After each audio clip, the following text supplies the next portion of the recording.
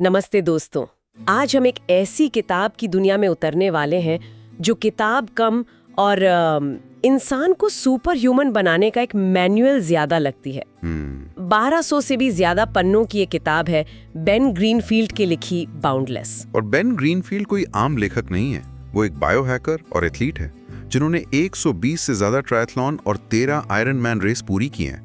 तो जब वो शरीर की सीमाओं को तोड़ने की बात करते हैं तो वो सिर्फ थ्योरी नहीं बल्कि अपना अनुभव साझा कर रहे होते हैं। बिल्कुल। किताब की शुरुआत ही एक चौंकाने वाले सवाल से होती है। हमारा शरीर 100 साल से भी ज्यादा जीने के लिए बना है, तो फिर क्यों आज 40 की उम्र में दिल की बीमारियां और 50 में याददाश्त की समस्याएं इतनी आम हो गई हैं? लगता है हम कहीं कुछ बहुत बड़ी गलती कर रहे हैं। और ये किताब उसी गलती को सुधारने का एक रोड मैप है। इसका मूल मंत्र है हमारे पूर्वजों के हजारों साल पुराने ज्ञान और आज के मॉडर्न साइंस को मिलाना, ताकि हम सिर्फ लंबा न जिएं बल्कि जब तक जिएं पूरी ऊर्जा, सेहत और खुशी के साथ जिएं। बिल्कुल। दिलचस्प बात यह है कि इसे एक कहानी की तरह नहीं बल्कि एक रेफरेंस गाइड या कुकबुक की तरह बनाया गया है। हाँ। मतलब अगर किसी को अपनी नींद सुधारनी है तो सीधे नींद वाला चैप्टर पढ़ लीजिए। अगर यात्रा पर जा रहे हैं और इम्यून सिस्टम को मजबूत करना है तो वो हिस्सा देख लीजिए। हाँ, लेकिन उन्होंने शुरुआत दिमाग से की है। उनका तर्क बहुत सीधा है। अगर आपका दिमाग ही थका हुआ है, फोकस नहीं है, तो दुनिया की कोई भी हेल्थ टिप आपके काम नहीं आएगी। सही बात है। ये किताब उन लोगों के लिए परफेक्ट है जो हेल्थ के बारे में थोड़ा बहुत तो जानते हैं पर अब नेक्स्ट लेवल पर जाना चाहते हैं। अच्छा। जो बिल्कुल नए हैं उन्हें शायद ये थोड़ी भारी लगे, लेकिन आज हम इसे आसान बनाने की कोशिश करेंगे। तो चलिए इस गाइड बुक का पहला पन्ना पलटते हैं और दिमाग को बाउंडलेस बनाने के रहस्यों को समझते हैं। किताब कहती है कि सब कुछ हमारे दिमाग के केमिकल मैसेंजर्स यानी न्यूरोट्रांसमीटर से शुरू होता है। ये क्या चीज है? इन्हें आप दिमाग के डाकिया समझ सकते हैं जो संदेश लेकर जाते हैं, जैसे सेरोटोनिन जो खुशी का एहसास कराता है, डोपामाइन जो हमें किसी काम को करने की प्रेरणा देता है, एसिटिलकोलिन जो हमारी याददाश्त को तेज करता है, और गैबा जो हमें शांत और रिलैक्स महसूस कराता है। हमारी पूरी मानसिक स्थिति मतलब हमारा मूड, हमारा फोकस इन्हीं के संतुलन पर टिका है। और ज्यादातर लोग तो यही सोचते हैं कि ये सब दिमाग में ही बनता और बिगड़ता है, पर किताब यहाँ एक बहुत बड़ा ट्विस्ट लाती है। वो कहती है कि इन केमिकल्स का कंट्रोल रूम दिमाग में नहीं बल्कि हमारी आंतों में है। बिल्कुल।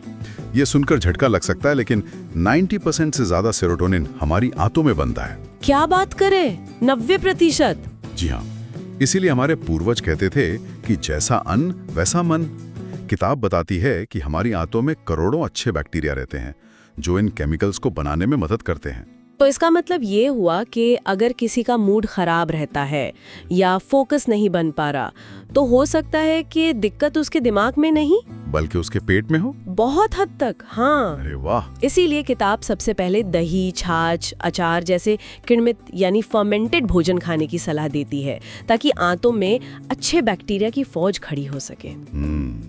साथ ही हमारा दिमाग 60% चर्बी से बना है, तो उसे देसी घी, नारियल तेल जैसी अच्छी चर्बी और प्रोटीन चाहिए जो शरीर की ईंटें हैं। दिमाग के खाने की बात तो समझ आ गई, पर उसकी सुरक्षा का क्या? किताब में ब्लड ब्रेन बैरियर का जिक्र है। सुनने में काफी टेक्निकल लगता है। असल में ये है क्या? कोई किले की दीवार जैसी चीज? आप इसे दिमाग का सबसे भरोसेमंद बॉडीगार्ड समझ सकते हैं। ये एक बहुत बारीक झिल्ली होती है जो खून में मौजूद जहरीले पदार्थों और खतरनाक केमिकल्स को दिमाग के अंदर घुसने से रोकती है। अच्छा। ये सिर्फ जरूरी पोषक तत्वों को ही अंदर जाने देती है। लेकिन किताब कहती है कि हमारी मॉडर्न लाइफस्टाइल इस बॉडीगार्ड को कमजोर कर रही है। कैसे? खराब नींद, बहुत ज्यादा शराब पीना और लगातार तनाव, ये तीनों चीजें इस दीवार में समझिए कि एक छेद कर देती है। और जब ये बॉडीगार्ड कमजोर पड़ता है तो जहरीले पदार्थ सीधे दिमाग में पहुंचकर सूजन पैदा करते हैं, जिससे याददाश्त कमजोर होती है, ब्रेन फॉग होता है और सोचने की शक्ति घट जाती है। तो इस दीवार की मरम्मत कैसे की जाए? इसके लिए किताब कुछ बहुत ही कारगर उपाय बताती है। पहला और सबसे जरूरी, 7 से 9 घंटे की गहरी नींद, क्योंकि जब हम सोते हैं तब हमारा दिमाग अपनी सफाई करता है, इस दीवार की मरम्मत करता है। ठीक है। दूसरा, शराब को कम करना। और तीसरा जो सुनने में अजीब लग सकता है वो है ठंडे पानी से नहाना। 1 मिनट, ठंडे पानी से नहाने से दिमाग की दीवार मजबूत होती है।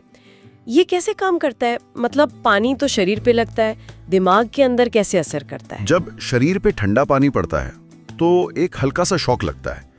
इस शॉक से निपटने के लिए हमारा शरीर कुछ खास तरह के प्रोटीन और न्यूरोट्रांसमीटर छोड़ता है जो सूजन को कम करते हैं और इस ब्लड ब्रेन बैरियर को कसकर मजबूत बनाते हैं। अच्छा। इसके अलावा ध्यान यानी मेडिटेशन का भी बहुत बड़ा रोल है। ध्यान करने से हमारी वेगस नर्व सक्रिय होती है जो दिमाग और शरीर के बीच का हाईवे है।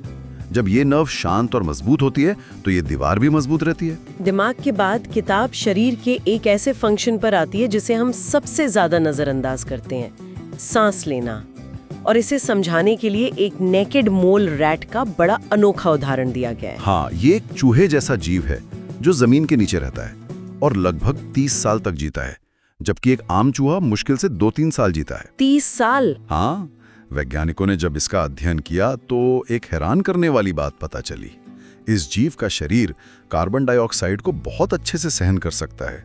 तो इसका लंबे जीवन से क्या लेना देना है? लेना देना है। जब हम धीरे धीरे और नाक से सांस लेते हैं तो हमारे शरीर में कार्बन डाइऑक्साइड का स्तर थोड़ा बढ़ जाता है और यही कार्बन डाइऑक्साइड ऑक्सीजन को हमारे खून से निकलकर शरीर की हर कोशिका तक पहुंचाने में मदद करता है। मतलब ज्यादा ऑक्सीजन अंदर लेना जरूरी नहीं है, जरूरी ये है कि वो ऑक्सीजन कोशिकाओं तक पहुंचे। तो इसका मतलब ये है कि हम ऑक्सीजन के समुद्र में रहते हुए भी मुंह से और जल्दी जल्दी सांस लेने की वजह से अपने शरीर को भूखा रख रहे हैं। बिल्कुल। ये तो बड़ी अजीब बात है। बिल्कुल, इसीलिए किताब बॉक्स ब्रीदिंग जैसी तकनीक पर बहुत जोर देती है। ये बहुत आसान है। 4 सेकंड तक नाक से सांस अंदर लीजिए, 4 सेकंड तक रोकिए, 4 सेकंड में छोड़िए और फिर 4 सेकंड के लिए बाहर रोकिए जी। ये एक साइकिल है।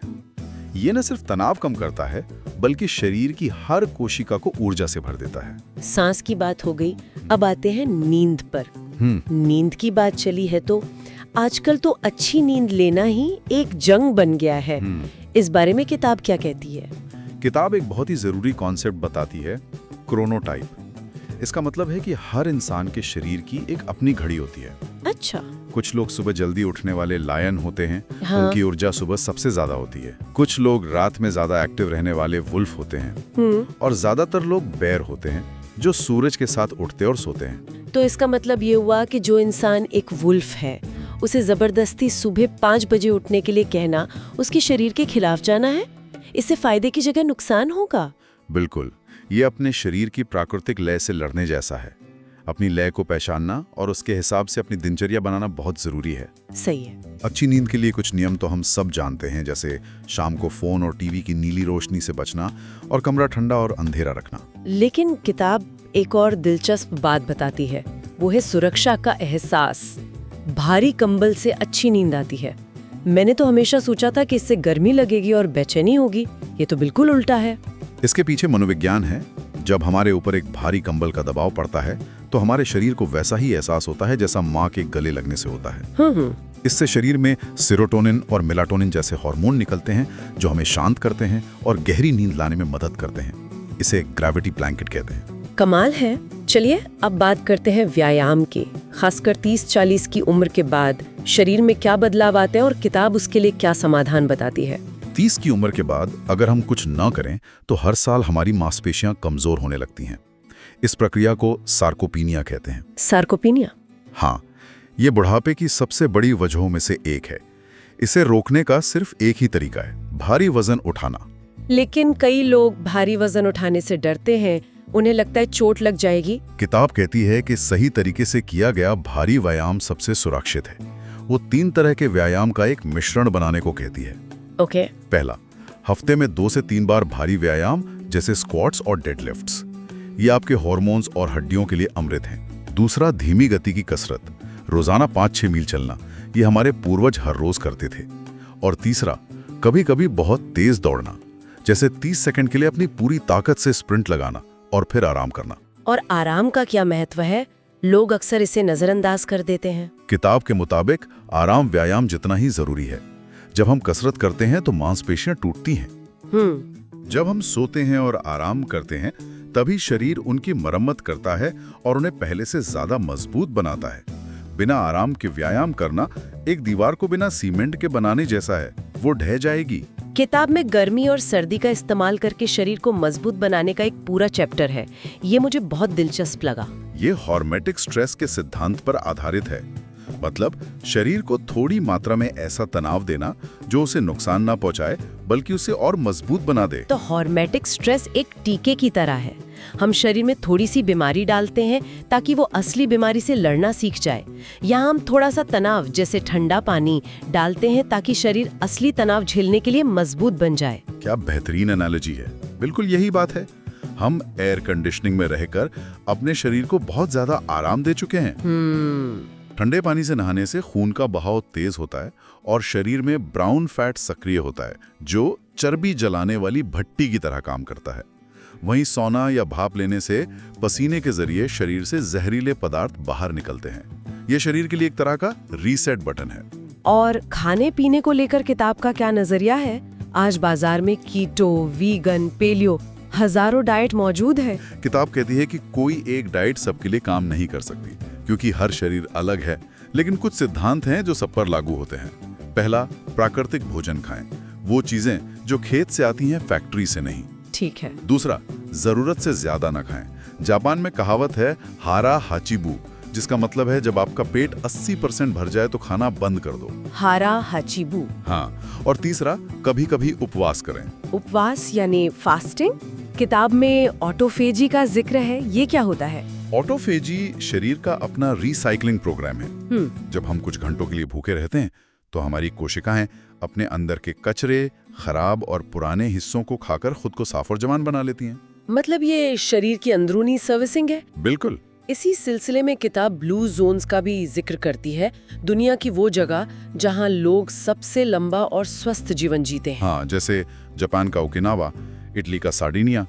जब इन जगहों पर रिसर्च की गई तो वहाँ के लोगों में 10 बातें कॉमन निकली। अच्छा, क्या है वो बातें? वो धूम्रपान नहीं करते, ज्यादातर पौधों पर आधारित भोजन खाते हैं, रोज दालें खाते हैं और सबसे जरूरी, वो दिन भर सक्रिय रहते हैं। मतलब जिम नहीं जाते? बल्कि नहीं, वो बागवानी करते हैं, पैदल चलते हैं, उनकी जिंदगी में ही मूवमेंट है। और बाकी बातें मुझे लगता है वो शारीरिक से ज्यादा मानसिक और सामाजिक है। बिल्कुल, उनका सामाजिक जुड़ाव बहुत मजबूत होता है, परिवार और दोस्तों को बहुत अहमियत देते हैं। वो सीमित मात्रा में शराब पीते हैं, उनके जीवन में एक उद्देश्य होता है जिसे जापानी में इकिगाई कहते हैं। हाँ, इकिगाई। वो तनाव कम लेते हैं और उनमें किसी न किसी तरह की आस्था या आध्यात्मिकता होती है। तो इस सारी जानकारी का सार क्या है?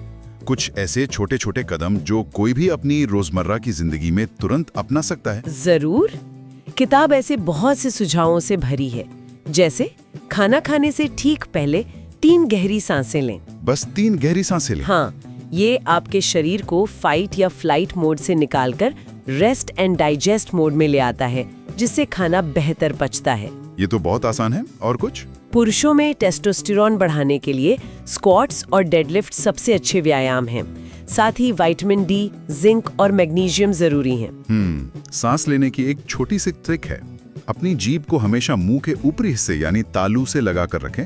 यह आपको नाक से सांस लेने के लिए मजबूर करेगा। और खाने को लेकर कोई दिलचस्प हैक? हाँ, साइक्लिकल कीटो का एक तरीका बताया गया है।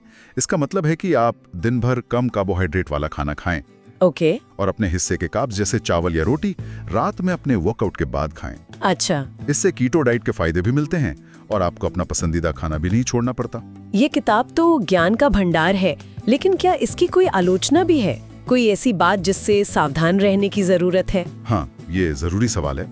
कुछ समीक्षकों का मानना है कि ये किताब नए लोगों के लिए बहुत ज्यादा जानकारी एक साथ दे देती है, जिससे वो अभिभूत हो सकते हैं। ये तो हो सकता है। और एक बड़ी आलोचना ये है कि किताब में कुछ सप्लीमेंट्स और डिवाइस की सिफारिशें की गई हैं, जिनके पीछे की साइंस थोड़ी विवादास्पद है। जैसे रिस्टोर नाम का एक सप्लीमेंट है या ब्लू शील्ड नाम का एक EMF प्रोटेक्शन डिवाइस।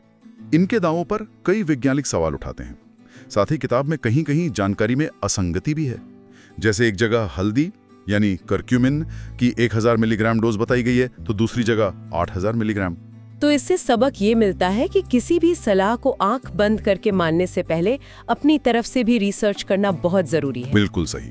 अपनी बॉडी को सुने और किसी विशेषज्ञ से भी सलाह लें। अगर इस पूरी 1200 पन्नों की किताब को कुछ मुख्य सिद्धांतों में समेटना हो तो वो क्या होंगे? बाउंडलेस जीवन जीने के 5 सबसे बड़े स्तंभ। पहला, शरीर को प्राकृतिक तनाव दें। ठंड, गर्मी, उपवास और कसरत जैसी छोटी छोटी असुविधाओं को अपनाएं। जरूरत से ज्यादा आराम आपको कमजोर बनाता है। दूसरा, प्रकृति से जुड़ें। रोज थोड़ी धूप लें, ताजी हवा में सांस लें और प्राकृतिक भोजन खाएं। ये तो हुए 2 स्तंभ, बाकी 3 क्या है? तीसरा है सामाजिक रूप से सक्रिय रहना। अकेलापन धूम्रपान जितना ही हानिकारक है। अपने रिश्तों को समय और ऊर्जा दें। चौथा, जीवन में एक उद्देश्य रखें। आपका इकिगाई सुबह बिस्तर से उठने का एक मजबूत कारण होना चाहिए। और 5वां स्तंभ शायद सबसे अनदेखा किया गया। हाँ, 5वां और सबसे जरूरी स्तंभ है नींद को प्राथमिकता देना। नींद कोई विलासिता नहीं है, बल्कि एक जैविक आवश्यकता है। 7 से 9 घंटे की गहरी अच्छी नींद के बिना बाकी सब कुछ अधूरा है। तो अंतिम लक्ष्य सिर्फ 100 साल तक जीना नहीं है, बल्कि 80 की उम्र में भी पहाड़ों पर चढ़ने, अपने पोते पोतियों के साथ खेलने और जीवन का पूरा आनंद लेने की क्षमता रखना है। अंत में एक बहुत गहरा विचार है जिस पर सोचना जरूरी है। हम सब बायोहैक यानी शरीर को ठीक करने की बात करते हैं। किताब कहती है कि हमारी शारीरिक क्रियाएं हमारे मनोविज्ञान पर असर डालती हैं, लेकिन हमारा मनोविज्ञान भी हमारी शारीरिक क्रियाओं पर उतना ही गहरा असर डालता है।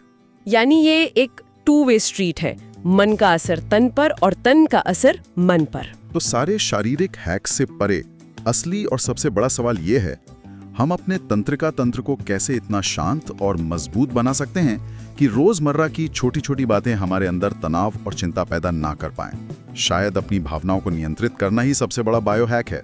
ये सोचने के लिए एक बहुत ही शक्तिशाली बिंदु है। ऐसी ही ज्ञानवर्धक किताबों के सार के लिए हमारे चैनल को सब्सक्राइब करें।